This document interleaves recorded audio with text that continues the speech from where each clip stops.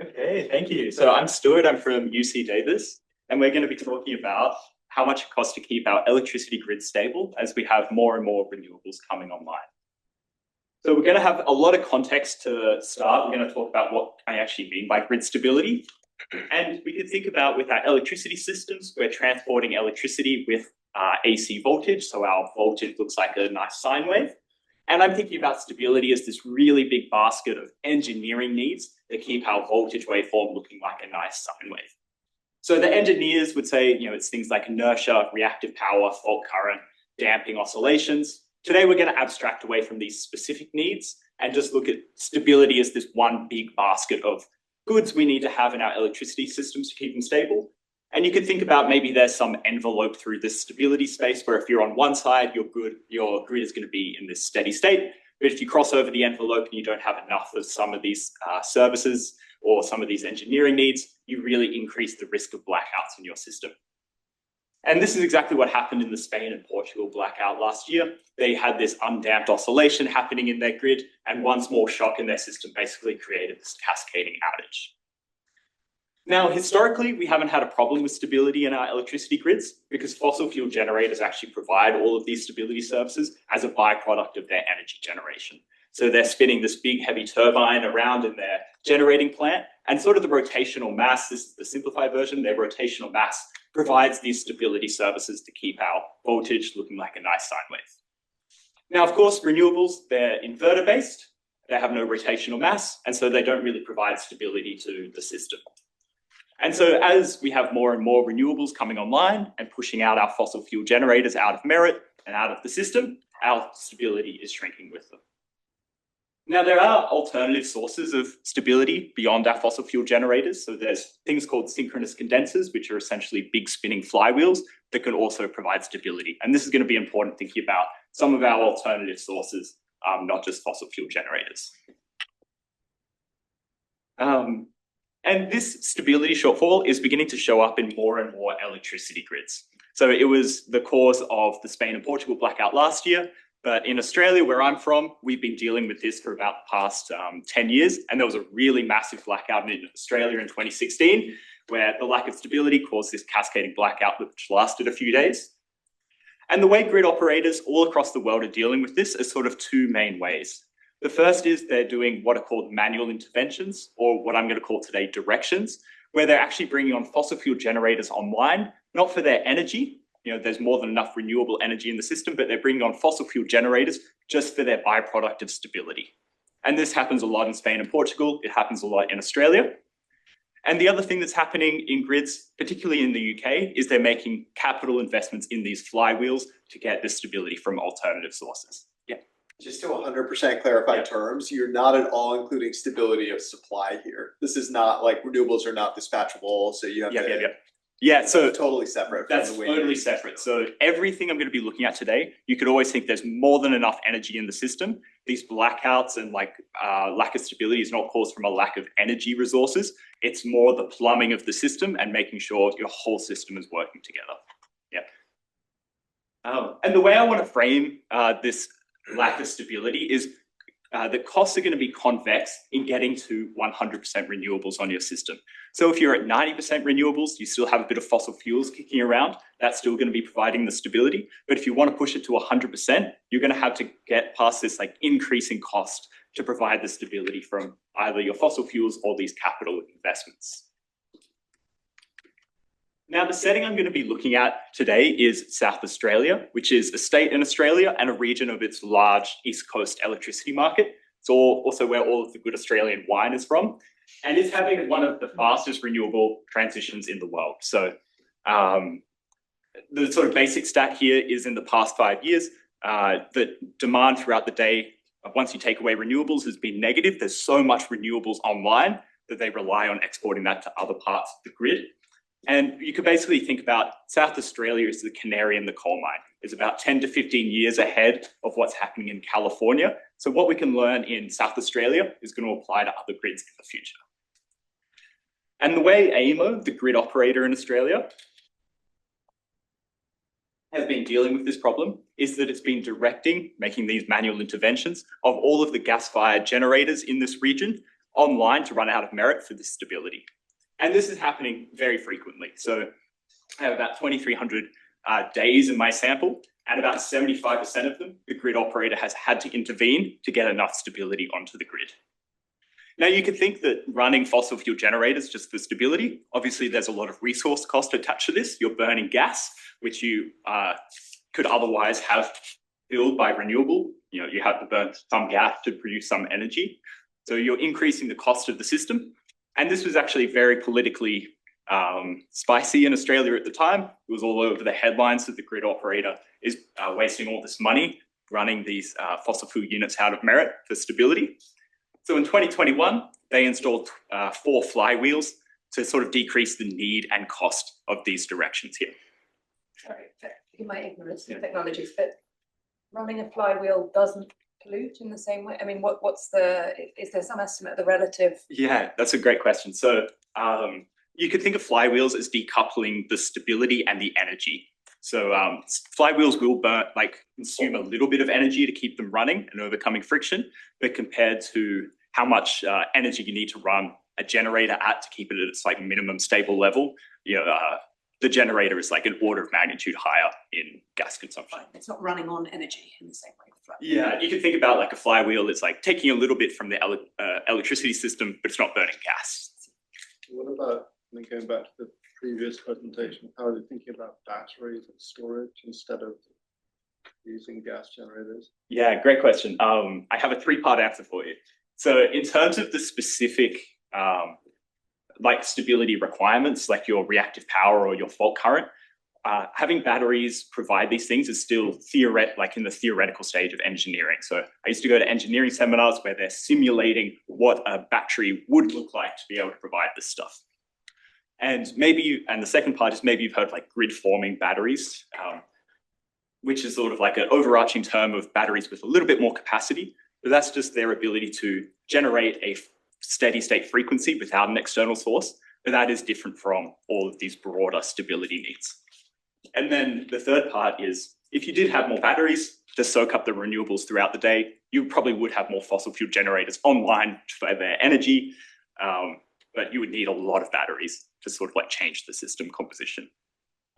I'm just thinking about all the different questions you could have listed at the end of this slide. Is it right that there's kind of a big spatial dimension to this? Because if it's really convex and it's really about your local grid transformer, does this mean it would be less costly if you spread the renewables out over space rather than have them all in one place?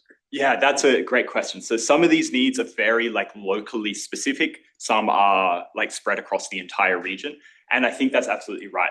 I think a next project of this is thinking about where would you put your renewables if they were internalizing the cost of stability, because that would be very important. I'm not talking about that today, but I think that's sort of down the track. Cool. I'm going to put some numbers onto South Australia. So we've been talking about the directions that the grid operator has been making in South Australia, and they have to pay these generators every time they turn online for stability based on this compensation rate, based on the past 90 days of prices and their fuel cost. So it's not just related to the resource cost, there's this transfer element to it as well. And they were reporting that compensation for these generators was peaking at about $96 million a year, with an average of about $60 million over my sample. And then to try and get rid of all of these compensation for generators, the 4 flywheels total cost $180 million in upfront capital, and annualized over 30 years, that's an $18 million cost per year. So basically you could think about, for our flywheels to be cost effective, they would need to decrease the cost of directions each year by $18 million for it to be a good investment. And finally, we'll actually get to the 2 questions I'm asking in this paper. First is, what is the actual economic cost of these directions for stability? Not just the compensation, but what is the actual economic cost when we think about both the fuel burn and how they might actually change the composition in the electricity market. And then against the economic cost, not the compensation, is the investment in flywheels cost effective? Is it actually decreasing the economic cost? Are the flywheels decreasing the economic cost of directions? Can you tell me a little bit about the compensation is decided? Yeah, so it's this piecewise function of you get the 90th percentile of prices in the last 90 days per megawatt you have to like output just to run. But if that doesn't cover your fuel costs, then you get, you send in your invoices and you get your fuel costs covered. This sort of, it's mostly, across my sample, it's mostly binding at the 90th percentile chart, but I'll show you a chart a little bit later on where you can see very clearly the prices got really depressed and my economic cost and the compensation are very close. Yeah. Are any of these like related to the ancillary market?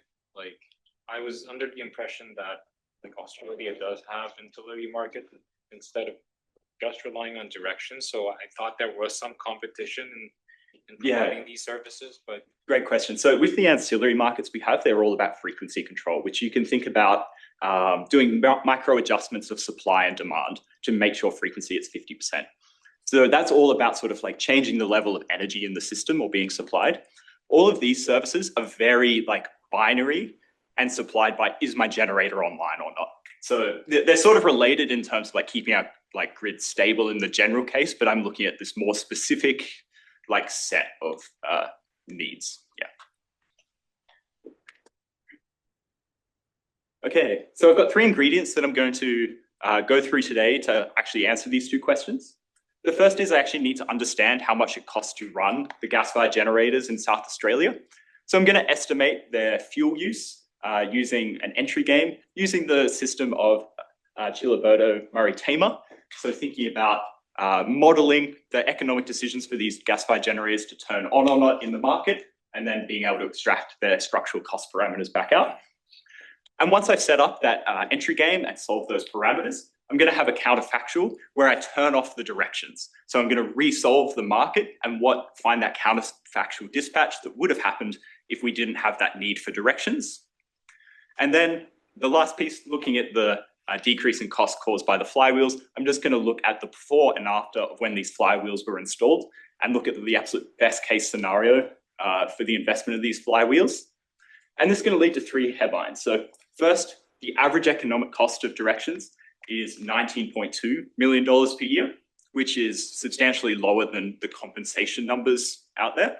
So I think the compensation numbers overstate the economic cost by about 230%. And then I find that the flywheels saved at most, in the best case possible, at most $3 million a year in economic cost of directions against an $18 million annualized cost. So the implied break-even discount rate for this investment is actually negative.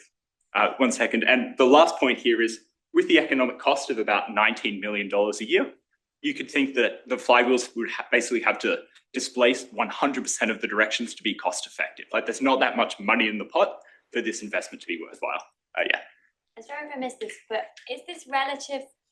Are these cost calculations like given that we've already built these gas power plants, or are they about like if we were going to restart, we were going to decide whether to build gas or flywheels? Yeah. So yeah, this is all historical, and I'm taking like fixed capital based on what happened in reality. So during this time, there was like 1 retirement and 1 new entrant, but I'm not assuming there would be any other changes in the composition. So these numbers would change if we were like at the point at which all the gas power plants were finished and you were deciding which to do. Exactly right. Yep. I'm trying, I very similar question. I guess I'm trying to figure out like what is the bottom line takeaway for policy. It seems like flywheels are not cost effective, means like the stability costs of renewables are not that bad at this level, but you're telling me they're convex. So it still could be like there's going to be some level at which flywheels become awesome, right? Because otherwise you're just going to have blackouts all the time. Absolutely. So I think there's maybe 2 policy trade-offs here. One is like thinking about when would we actually want to hit 100% renewables. We know there's sort of this increase in costs going from 90 to 100. So do I want to incur those costs now, or do I want to wait 10 years, maybe when technology is a bit cheaper? Just recognizing there is these increase in costs. And then I will talk about this a bit later, but thinking about a lot of our fossil fuel plants are retiring based on their value of providing energy, but there's actually value beyond their energy. So maybe we should think about keeping them around for basically their byproducts as well, because it's cheaper than what's reported in the news. And can you tell us whether that's more cost effective than a flywheel? Or yeah, so again, it's going to depend on the system a bit, but basically I'm finding that the cost of directions is, so I guess in particular, the flywheel does not decrease the need of using directions or fossil fuel generators enough to be worth it. So, yeah. Just a quick question on the policy. I think there are some countries that are kind of bundling fossil fuel power generation and this kind of renewables together for these stability reasons. What's the difference between this and the intervention you have in your paper? Yeah, so I think there's maybe like two parts in like thinking about how grid operators and networks think about these things. When you like install like a new solar farm, they're going to work out whether just like on an average day, are you going to make stability better or worse? And that's going to happen like no matter where you are in the world. What's happening here is then, when the market's actually being settled, you have your grid operators in a control room working out in the next half hour, are we safe or are we going to go into blackout? So maybe you could think about these guys as like the air traffic controllers, just like working out like, are we going to be okay in this next half hour? It's very short-term thinking of just like, am I going to prevent a blackout? Yeah. Okay, we'll get into the cost estimation. So I'll give you sort of the one slide version, and then I think with time, maybe I'll skip over some of a lot of the detail here. The beauty of looking at electricity markets is I perfectly observe the universe of data here. So I observe when our generators enter into the market each day, so when they turn online, what their output is in electricity output, what the price is, and I also observe perfectly when they're actually directed for these stability needs as well. So the goal of this estimation is based on all of this data. I want to estimate the generator's structural fuel use parameters of both turning on or entering, as well as operating as well. And I'm going to use the Chiliberto method, which essentially is going to pick the structural fuel use parameters so that the observed distribution of Nash equilibrium entry is going to match the distribution implied by my structural model of when these generators should turn online. And maybe the analogy of this approach here to like maximum likelihood estimation is picking parameters that rationalize the data coming from a distribution. This method is picking parameters that rationalize the data coming from a market in equilibrium. So the setup of my model here is we're thinking about daily decisions for our generators to enter into the South Australian electricity market. Our agents here are going to be portfolios that own power stations, and then within each power station, there are going to be individual units, or they're like the individual turbines here. And we have 8 agents, which are the portfolios that own a total of 28 generators. In our market settles every half hour, so there's 48 settlement periods every half hour. And the goal of each agent is to enter each generator into the market so it maximizes its total portfolio profit for each day. In terms of thinking about the decision to actually turn on these generators or not, I'm doing sort of like a lower resolution energy game where I'm thinking about whether our generators turn on during the middle of the day when there's lots of solar and lots of renewables, the evening peak when in general prices are much higher and people actually can be quite profitable from entering, and overnight when it's sort of like a middle ground. And I'm lumping all of my strategic decisions in this entry decision, or that decision to turn online and actually generate power. But once they're actually committed into the market, I'm assuming they're just competing on marginal cost and getting a price that's set with reference to the observed assumed equilibrium price, and basically shifting the supply curve to estimate counterfactual prices. I'll quickly, Where does the grid operator enter this game? Yeah, so I'm assuming that like the decisions the grid operator makes, I observe them and I assume they're like the perfect decisions they can make. And the generators need to follow them perfectly as well. Did they change the price or? Yeah, okay, so that's actually a great question. So if you're directed online for stability, you actually do not affect the price calculation. So like the marginal generator, well, if you have a like fixed generation output for stability, you're no longer marginal as well. So it changes the price because I guess it changes the scarcity, but you don't become the marginal generator. So sort of the economic object here is our bold A, which is our portfolio's entry decisions across all of its generators P and across all of our market periods. So they're making this matrix of entry decisions across the day. They're going to earn price, capital P, based on their output Q for each of their generators. I'm assuming here that our generators have shocks to their startup cost and their sort of marginal fuel use shocks as well, which they observe perfectly, but I don't observe. And so with all of those parts, we have our portfolio profit here, pi, which is going to be the sum across all of their generators across all of their periods. They're going to earn price times quantity in revenue. And then we have our 3 structural costs that I actually want to estimate. We'll start with our startup cost here. Their structural cost parameter is their structural fuel use. So thinking about their startup cost here, this phi 0 is how many gigajoules of gas they need to turn online their generator, applied by the gas price F, combined is the startup cost. And then this startup cost is going to be shocked as well.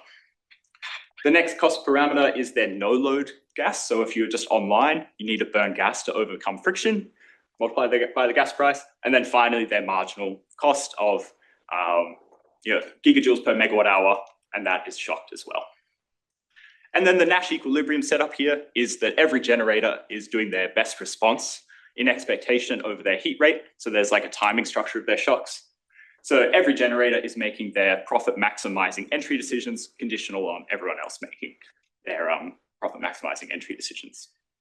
And here, this is where the directions come in here. Their decisions of entry have to be in their feasible set, calligraphic A, which encodes their directions set by the grid operator, as well as sort of long run maintenance. And if I was thinking about these structural costs for every generator separately, I'd have 44 free parameters. So instead, I'm going to encode these based on observed characteristics, based on their capacity, as well as their technology type, whether they're open cycle gas turbine or combined cycle gas turbine.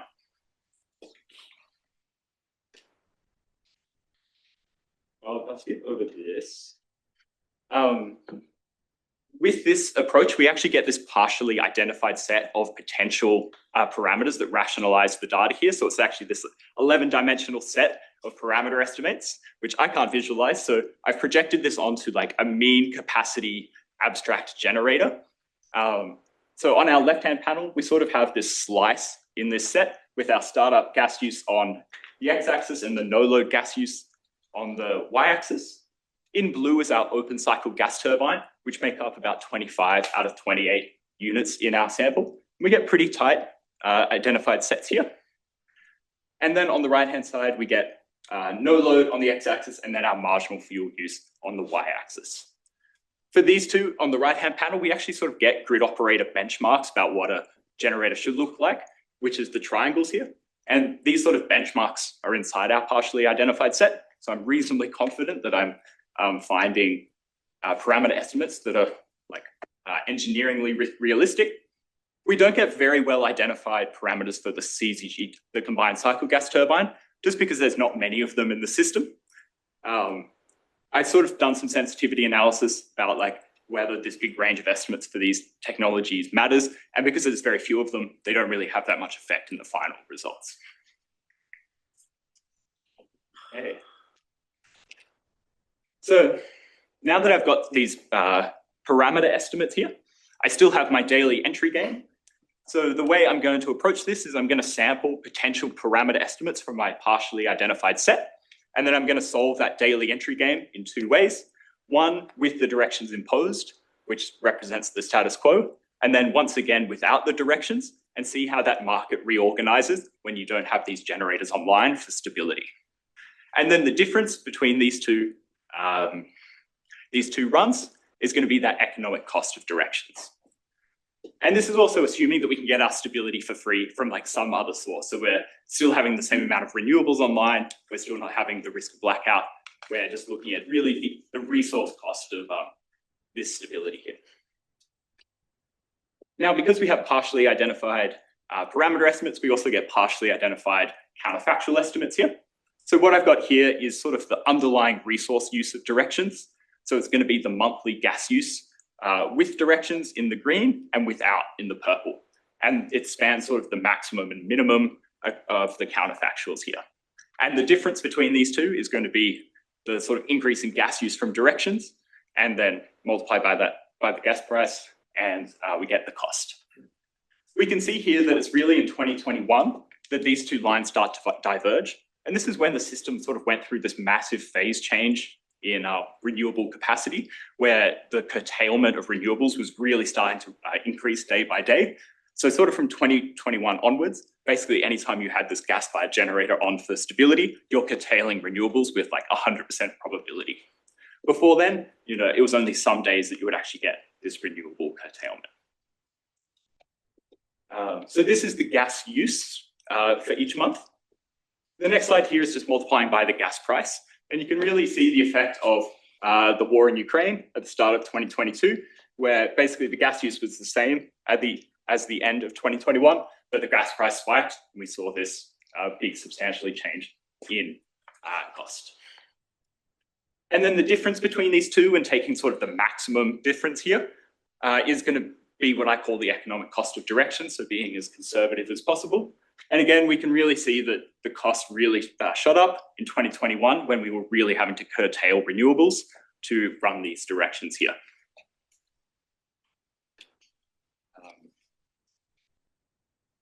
And I'll skip over the next couple. I'll just show you our economic cost in the green compared to the AEMO compensation in the red. And we can see that basically the compensation is about 3 times higher on average than the economic cost. And it's really just sort of in these couple of months here where the electricity price is really low and they're a bit more representative of the resource cost. The next thing I want to show you is in 2021, the flywheels were installed. And I'm going to show you that the economic cost didn't change very much, but I also want you to believe that even the compensation, which is like directly reported by the grid operator, didn't change very much as well. So hopefully you believe me a little bit more. And looking at sort of the before and after of the economic cost of directions around the installation of the flywheels, they were installed sort of over this 2-month period. I don't know exactly when, so I'm just going to look at sort of before and after this window here. And I've chosen the windows either side to basically be the best possible investment case for the flywheels, so decreasing the cost as much as possible. Now, based on sort of like the raw numbers, it looks like costs increased after the flywheels, but a lot of that is driven by gas prices. So if we sort of scale all of these costs based on the gas prices that were assumed in the economic analysis or the investment case that were put forward by these flywheels, so rather than $40 a gigajoule in 2022, we scale it down to $10 a gigajoule. We see that at most, these flywheels saved about $3 million a year in terms of the decreased economic cost of directions. They're still happening, even though we made this big investment to displace these directions here. So even though it cost $18 million to install these per year, they're only saving $3 million per year. Okay, so to wrap up and some takeaways here, the first thing we want to think about is that it's expensive to get to 100% renewables because of stability. And so we could think about having these fossil fuel generators around for providing their stability is potentially like maybe a cheaper option than the capital investment of flywheels. As long as we actually have these existing assets, we can maybe like milk the worth out of these assets while they're still around. And the next thing we want to think about is when and should we make these network investments to displace these economic cost of directions. At the current moment in this setting, it looks like it's better to keep these fossil fuel generators around. But I think, as you mentioned, maybe as these begin to retire, it's going to look better for us to actually start making these network investments. Cool.